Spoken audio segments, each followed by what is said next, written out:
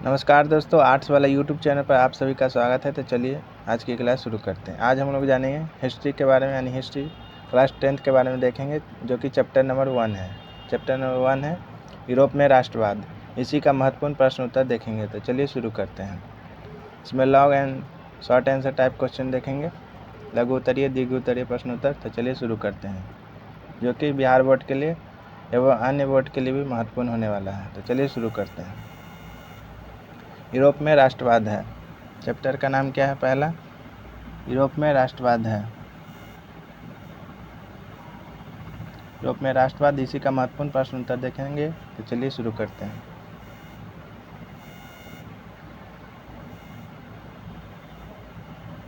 पहला है लघु उत्तरीय प्रश्न में, फर्स्ट है क्वेश्चन, 1848 ईस्वी के 1848 के फ्रांसीसी क्रांति के कारण क्या थे? 1848 के फ्रांसीसी क्रांति के कारण क्या थे? तो इसके निम्नलिखित कारण थे। एक एक करके देखते हैं दोस्तों। पहला है मध्यम वर्ग का शासन पर असीम प्रभाव। पहला क्या है? मध्यम वर्ग का शासन पर असीम प्रभाव। दूसरा है समाजवाद का प्रसार। तीसरा है गीजो नामक कट्टर एवं प्रतिक्रियावादी प्रधानमंत्री का विरोध किया गया। चौथा पॉइंट है, फोर्थ पॉइंट, लुई फिलिप की नीतियों का विरोध। लियो फिलिप की नीतियों का विरोध चौथा पॉइंट है। जैसा कि पहला क्वेश्चन देख लें दोस्तों, नेक्स्ट क्वेश्चन देखते हैं। Question number 2। दूसरा क्वेश्चन है दोस्तों,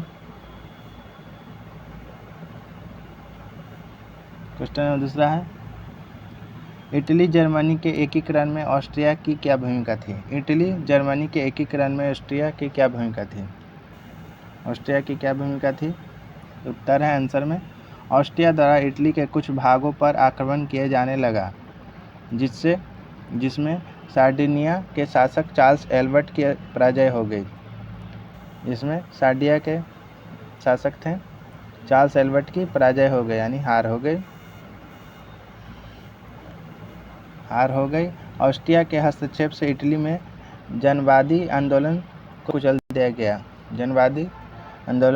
दिया गया और मेजनी की हार हुई। धीरे धीरे इटली में जन जागरूकता और राष्ट्रीयता की भावना बढ़ने लगी। इटली में बढ़ने लगी।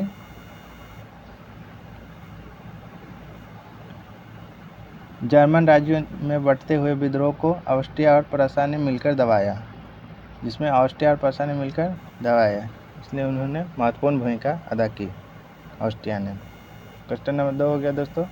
क्वेश्चन नंबर 3 है तीसरा है,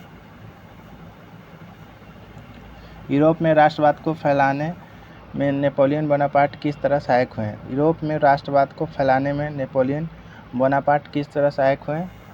तो आंसर है, नेपोलियन बोनापार्ट प्रथम ने जब इटली पर अधिकार किया तो उसने छोटे छोटे राज्यों का अंत कर दिया।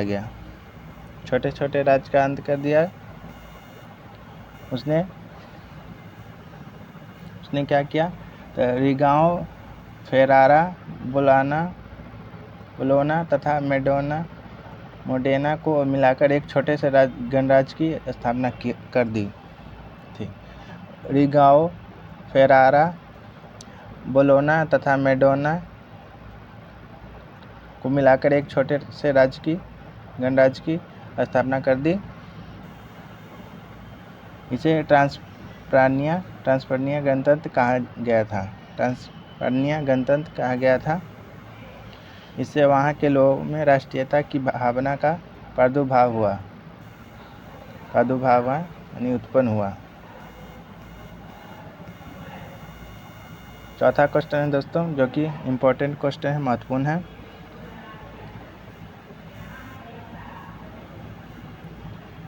गैरीबाल्डी के कार्यों की चर्चा करें।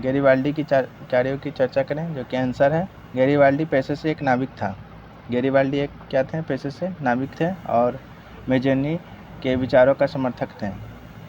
गैरिबाल्डी पेशे से एक नाविक और मेजनी के विचारों का समर्थक थे, परंतु बाद में काबूल के प्रभाव में आकर संवैधानिक राजतंत्र का पक्षधर बन गया। गैरिबाल्डी ने अपने कर्मचारियों तथा स्वयंसेवकों की सशस्त्र सेना बनाई, जिसे लाल कुर्ती के नाम से भी जाना जाता है। गैरिबाल्डी की सेना को किस नाम से जाना जाता है, तो लाल कुर्ती के नाम से जाना जाता है, जो कि ऑब्जेक्टिव में भी पूछा जा सकता है दोस्तों। इसकी सहायता से 1860 ईस्वी में नेपल्स के राजा को पराजित किया गया।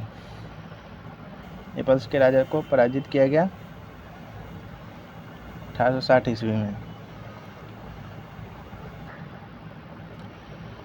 इसके बाद सिसिली पर विजय प्राप्त की गई।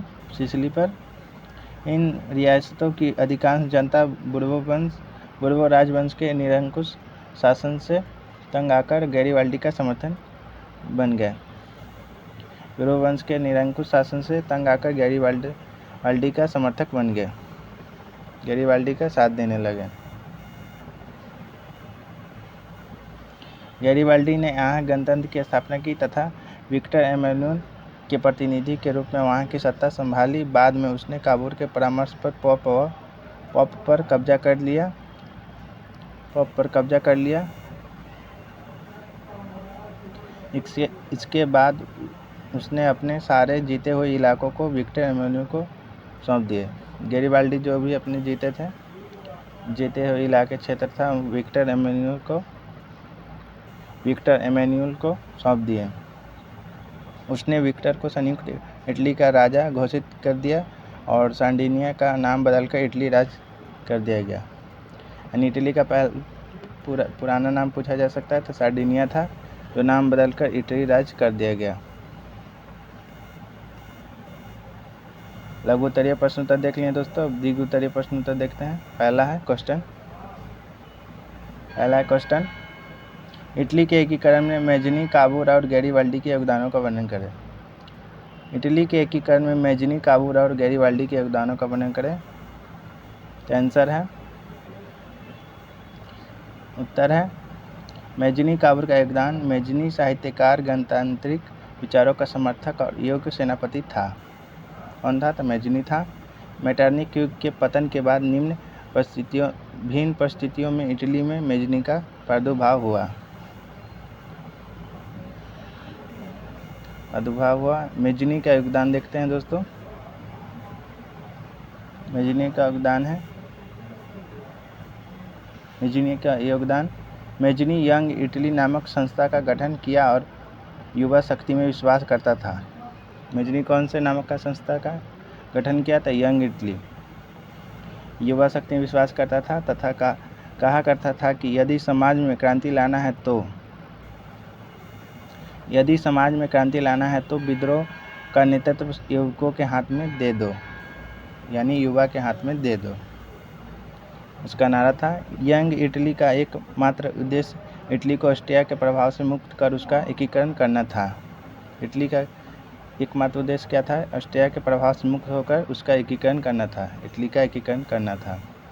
उसने जनता जनार्दन तथा इटली का नारा बुलंद किया। मेजनी ने कौन सा नारा बुलंद किया? तो जनता जनार्दन तथा इटली का नारा बुलंद किया। इससे युवाओं में एकता का सूत्रपात हुआ और 2 वर्षों के भीतर यंग इटली के सदस्यों की संख्या 60,000 तक पहुंच गई। 60,000 यानी 16,000 तक पहुंच गए। उग्र राष्ट्रवादी विचारों के कारण मेजनी को निवासित होकर इंग्लैंड जाना पड़ा।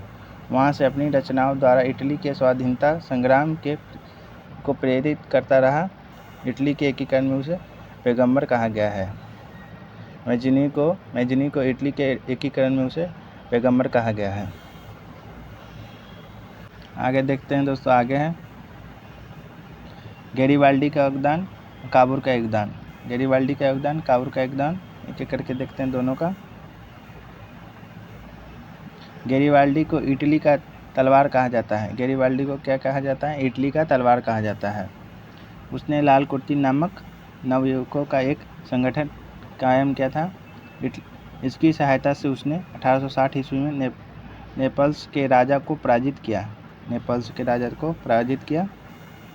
बाद में सिसिली और पोप में उसने अपने कब्जे कर लिए। इसके बाद गैरिबाल्डी ने अपने सारे जीते हुए इलाकों को विक्टर एमेनुएल को सौंप दिया। विक्टर को इटली का राजा घोषित किया और पिडमोंट सार्डिनिया का नाम बदलकर इटली का राज्य कर दिया।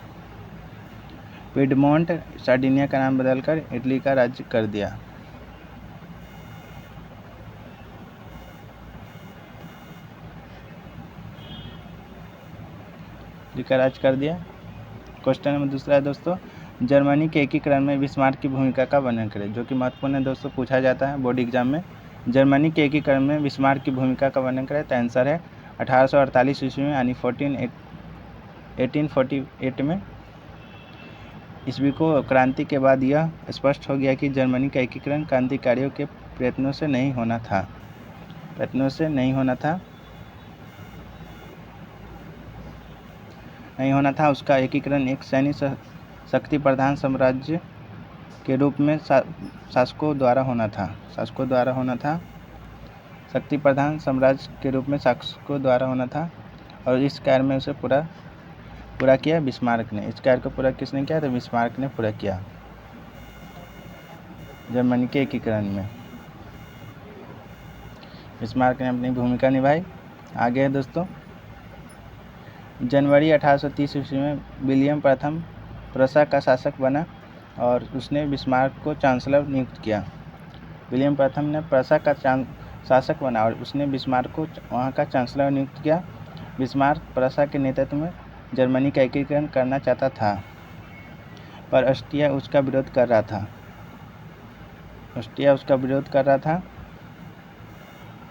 बिस्मार्क जर्मन एकीकरण के लिए सैन्य शक्ति के महत्व को समझता था, अतः इसके लिए उसने रक्त और लौह की नीति अपनाई। रक्त और लौह की नीति किसने अपनाई? तो बिस्मार्क ने अपनाई, जो कि महत्वपूर्ण है दोस्तों, ऑब्जेक्टिव में पूछा जाता है।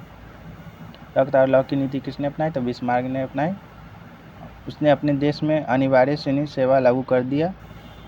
बिस्मार्क ने अपनी नीतियों से प्रूसिया को सुदृढ़ीकरण किया और इस कारण प्रूसिया ऑस्ट्रिया से किसी मायने में कम नहीं रह गया। तब बिस्मार्क ने डेनमार्क, ऑस्ट्रिया और फ्रांस के साथ युद्ध कर जर्मनी का एकीकरण करने में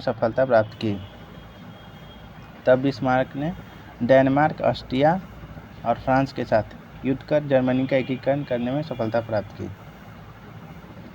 जर्मनी के एकीकरण में बिस्मार्क की महत्वपूर्ण भूमिका है। आगे देखते हैं दोस्तों, नेक्स्ट क्वेश्चन है,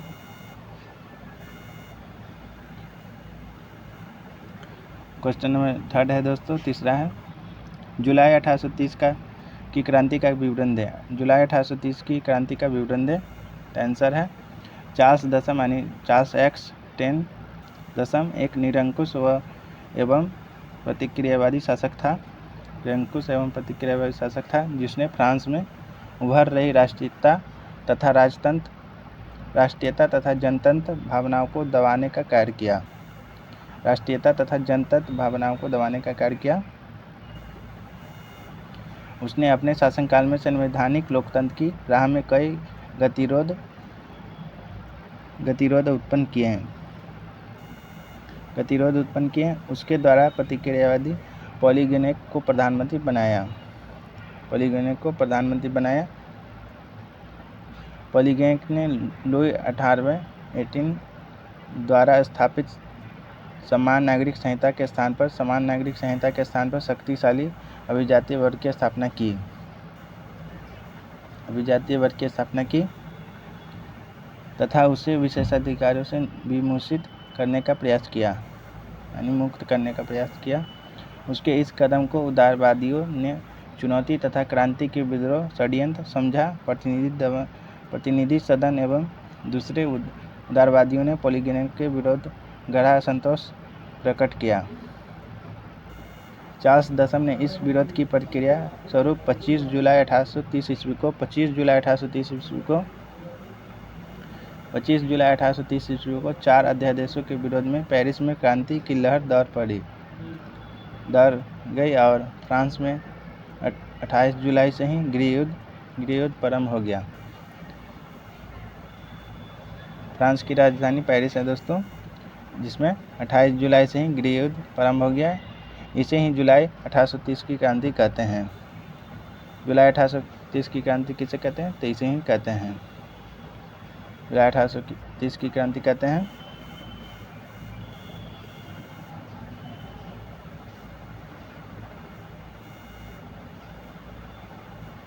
इसके साथ ही चार्ल्स दसम फ्रांस की राजगद्दी को त्याग कर इंग्लैंड चला गया और इस प्रकार फ्रांस में बूर्बो वंश के शासन का अंत हो गया और ऑर्लियंस वंश के लुई फिलिप को सत्ता प्राप्त हुई। जैसा कि दोस्तों हम लोगों ने महत्वपूर्ण प्रश्न उत्तर देख लिए चैप्टर नंबर 1 हिस्ट्री का। मिलते हैं नेक्स्ट वीडियो में दोस्तों अगले चैप्टर के साथ। जय हिंद।